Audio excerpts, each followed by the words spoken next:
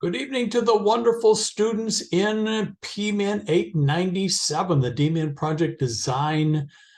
I call it the 897 experience. It's your candidacy phase. So I wanted to be able to stop by this evening and welcome you to Module 8, Week 15. Can you believe it?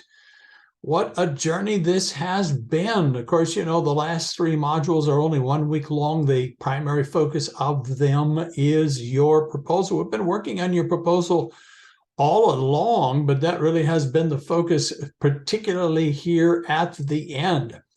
I saw this cartoon, which I thought was great. The end is near, and here comes somebody, well, kind of younger, you know, with a bit of a positive vision for the future, saying, actually, this is just the beginning. So it's true for you, you know, when you finish the candidacy phase of your doctoral program, you really jump into the ideas that are your primary motivation, some of those inspirations that led you into the doctorate ministry program to begin with. And so I am absolutely committed and excited about you completing your candidacy phase so you can actually move into what it is that you have been dreaming about for a couple of years. So this is the conclusion of the 897 candidacy phase. I want to try to simplify matters here at the end and maybe kind of just eliminate some ideas that are not essential for the completion of the candidacy phase.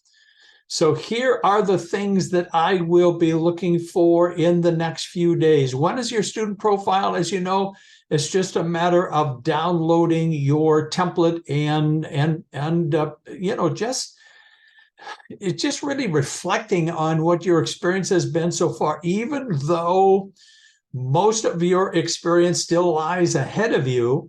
It's good for you to take some time to say, okay, here I am at a very crucial moment in my doctoral process. I want to be able to you know, reflect personally on what it's been so far. It doesn't take a long time by any means, but I think you will find it very, even if you left it for the very end, I think you will find it very, very important. The HSR process is absolutely essential for you to understand. I will say more about that here in a moment, but students who don't understand that process sometimes are just frustrated, both at the end of the candidacy phase and the beginning of the dissertation phase.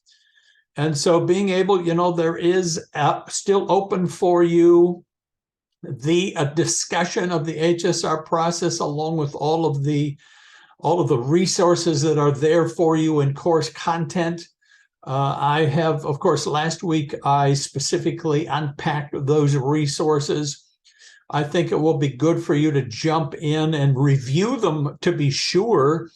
By the way, I have exempted the other, if you did not complete the other discussions, I have exempted them from your grade. I mean, you're happy to jump in and do those if you want, but I really want you to focus on these items.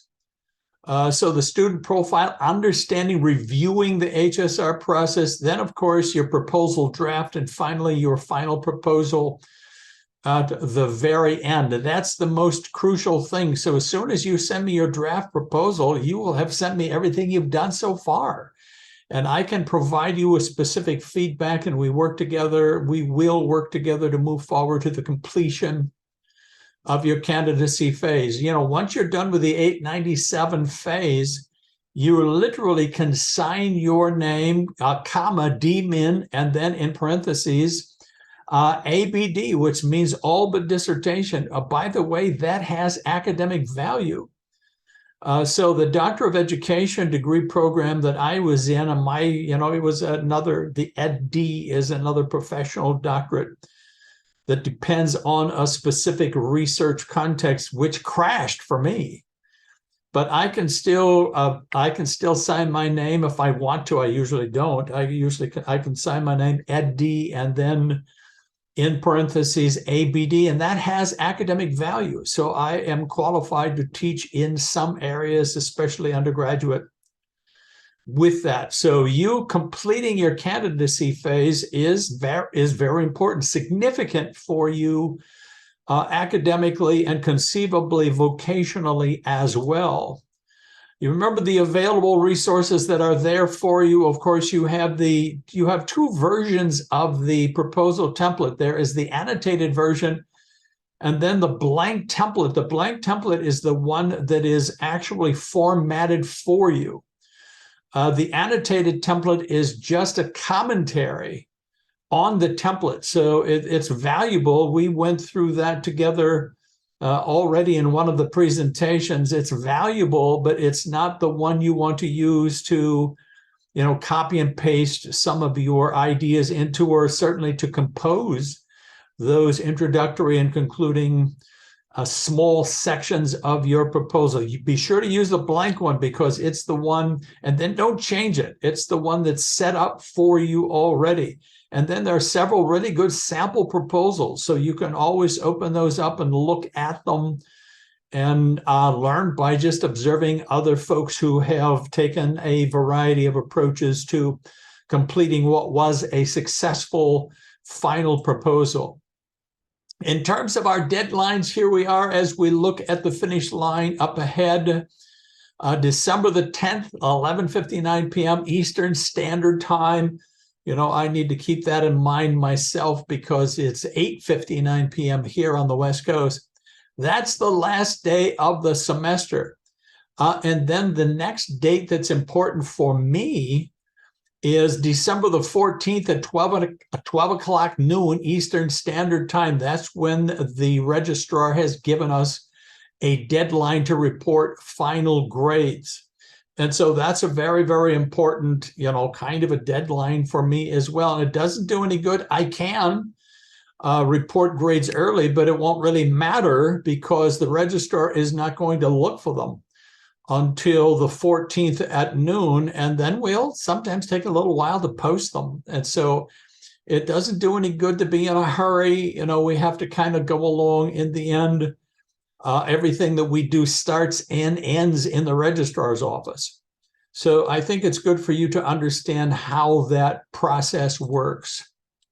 In terms of transitioning to your PMIN899 dissertation phase, what I will do for you, of course, at the end is I will not only report grades to the registrar, but I will send a copy of your final proposals to Dr. Flynn. He's the one who wants to see them, needs to see them. And he doesn't want me to send them to him one at a time. He wants me to send everything I have when I come to the end to him.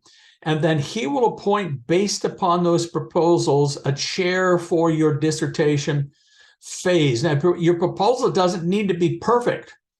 And your proposal is not chapter 1 yet. So I wouldn't want you to be confused about that. It's just designed to give Dr. Flynn sufficient information to know who to appoint for you, your chair. And then it's also should have sufficient information to give your chair a sense of direction so he or she can get started with you going forward in your dissertation process. Then Dr. Flynn, not Dr. Story anymore for however long, I'm not sure, but right now Dr. Flynn is personally overseeing the HSR process. And remember, you have to complete the CITI training course, and I provided you with links to all of that last week. So if you need to review, it's all there for you. You need to complete that training course. It doesn't take long. You literally can do it before the next semester. You can do it as soon as you want to, but you have to be able to provide the certificate that you have completed that training course to Dr. Flynn, and then you will begin to fill out the application. Remember, the HSR application will contain every detail of your ministry project, and so it's probably that application process is where you will be focusing on thinking through the small details of everything you want to do with your ministry project. So far, it's been kind of a wish list in a way, but when it comes to the application to the human subject resources, etc., then that's where it will have to be very, very specific and precise. And so you will begin to fill out that application once you send Dr. Flynn your certificate that you completed the training. And it may take a couple of weeks, and sometimes it takes longer because there may be the need to negotiate some of those details. But anyway, Dr. Flynn will be working on that immediately. So when we come to the spring semester, that process will be one of the very first things that you do. Also, at the same time, then your appointed chair will have a copy of your proposal. And at some point in time, usually fairly quickly in January, we'll make contact with you and begin a conversation about what will ultimately be the process of your proposal becoming Chapter 1. We'll oversee that process. So Chapter 1 needs to be perfect, even though the proposal doesn't need to be perfect. That's why hopefully this experience has been preparatory for you, and to even be able to say, okay, you really need to work on Microsoft Word details. You need to review all the Turabian details, because when you start into 899, what you do needs to be perfect. And so it's going to be frustrating if you haven't really been prepared to do that yet. So that's what this whole candidacy phase has been all about. So those two things will happen simultaneously. You will be working on your HSR application.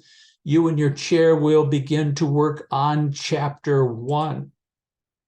We have bonus days this semester. Sometimes that happens in the spring semester. So week 15, of course, here we are, is November the 28th through December the 4th is week 15, but then there are additional days available to us. And so I call them bonus days. December the 5th through the 10th will be additional days beyond week 15. So there will be time for us to work together. You know, if you wait too long to send me something, you remember I have a deadline. So I can't wait beyond a certain point in time to say, okay, this is a final proposal. I'm sending it on to Dr. Flynn. I will need to be able to work with your work early enough to be able to accomplish that for you. And of course, I'm committed to doing so. But we have bonus days, which is great news. It's great news for you and for me as well. You know, the whole idea of producing a research proposal is always kind of a central feature of any doctoral program. And so here you are, you're doing some other very important work along the way, preparing you for the dissertation phase. But being able to generate, to compose, to think through a proposal, which is not going to be, it's not your dissertation. It's just a proposal concerning your project and your dissertation, which is simply a report of your project. Very, very important. So here we are at the end of this process. I'm excited about the good work you're doing. There's definitely a clear sense that the Holy Spirit has led you to begin to work in these areas, to do some important research that will benefit not only you, but many, many people to come in the future. So, of course, I'm always here for you, ready to communicate with you, work together with you. We can visit on the phone. We can even do something on Zoom, so we can share documents, etc. Whatever we need to do that might be helpful, because my commitment is to see you cross that finish line and jump then into really the main thing that you've been working towards. So it's going to be a good ending of the semester.